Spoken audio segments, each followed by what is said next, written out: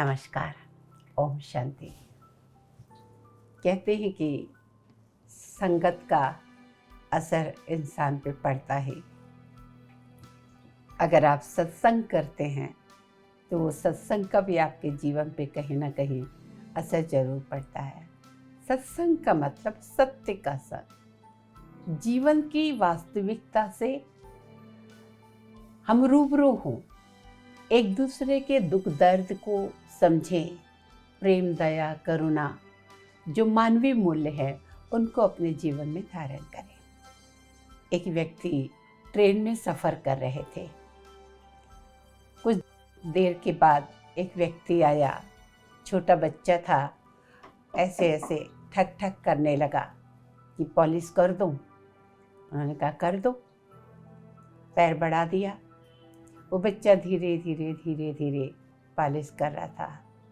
ये व्यक्ति को बड़ा गुस्सा आया, ये कितने धीरे धीरे धीरे धीरे कर रहा है, कितना समय ले रहा है, का क्या बेकार का समय पास कर रहा है, कितना समय लगा रहा है। उतने में एक दूसरा बच्चा आ गया, बूट पॉलिश वाला। उसने उसको इशारे से बाजू किया और वो फटाफट फटाफट उनके जूते की पॉलिश करने लगा। कुछ देर में दोनों जूते चमक उठे। अब वो सज्जन सोचने लगे कि अब ये दोनों आपस में झगड़ा करेंगे, पैसे दूं तो किसको दूं, इसको दूं या उसको दूं। पशुपेश में थे, फिर उन्हें विचार आया कि नहीं, जिसने पूरा काम किया और फटाफट किया उसी को पैसे देना चाहिए। और उन्होंने वो दूसरा बच्चा जो आया था जिसने फटाफट पॉलिश की थी, उसको जेब से निकाल के पैसे दे दिए। उस लड़के ने पैसे ले लिया और जो बाजू में वो दूसरा लड़का बैठा था उसके हाथ में वो पैसे रख के आगे बढ़ने लगा। तो इतने में उस व्यक्ति से रहा नहीं गया। उसने कहा सुनो। कहा जी कही। कहा काम तुमने किया और ये पैसे तुमने इसको दे दिए। कहा साहब ये भी हमारे जैसा बहुत चुर्ती फुर्ती वाला था, लेकिन 3 महीने पहले ट्रेन से गिर गया था, हाथ पैर सब टूट गए। एक विधवा माँ है, 5 बहनें हैं घर में, ये अकेला कमाने वाला है। अब इससे उतनी फुर्ती से काम नहीं होता। हम लोगों का एक ग्रुप है, बूट पॉलिश वाले बच्चों का एक ग्रुप है, और हमारे साथ एक सत्संगी चाचा भी रहते हैं जो हम सबको अच्छी अच्छी बातें आके सुनाते हैं।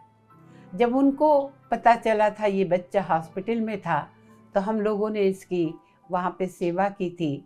और सत्संगी चाचा ने ये कहा था कि देखो हम सब हैं तो एक ईश्वर की संतान, जैसे हाथ पैर सिर गर्दन एक ही शरीर के अंग है, ऐसे ही हम सब आत्माएं एक परमात्मा के ही बच्चे हैं।